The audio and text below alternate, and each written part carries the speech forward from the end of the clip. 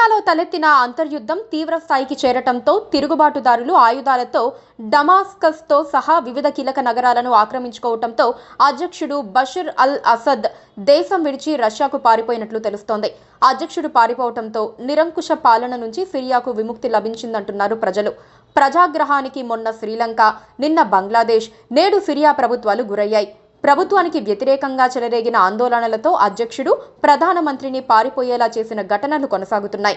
ఇక ప్రభుత్వం కూలిపోయిన తర్వాత అధ్యక్ష భవనంలోకి చొరబడి అక్కడి వస్తువులను ఎత్తుకెళ్లటం, ధ్వంసం చేయటం వంటి సంఘటనలు చూస్తూనే ఉన్నాం.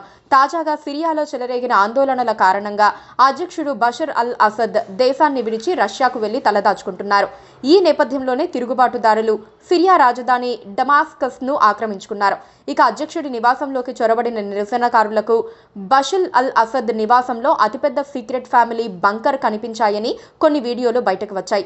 అధ్యక్షుడి ఇంట్లోకి చొరబడిన సిరియా ప్రజలు ఇంట్లోని ప్లేట్లు, ఫర్నిచర్ సహా ఏది దొరికితే వాటిని ఎత్తుకెళ్లారు.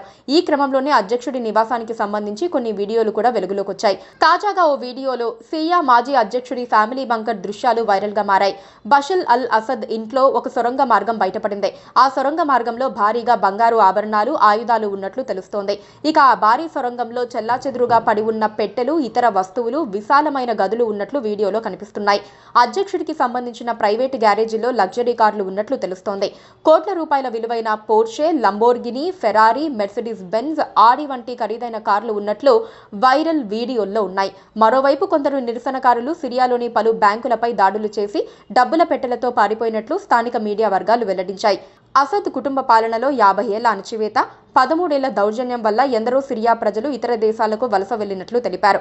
అసద్ గద్దె దిగటంతో ఈ చీకటి కాలానికి ముగింపు పలుకుతున్నామని, సిరియాలో కొత్త శకం ప్రారంభమైందని తిరుగుబాటుదారులు ప్రకటించారు. ఆ దేశ ప్రధానమంత్రి మహ్మద్ గాజీ జలాలి అధికారాన్ని ప్రతిపక్షాలకు బదిలీ చేసేందుకు తాను సిద్ధంగా ఉన్నామంటూ వీడియోను విడుదల చేశారు.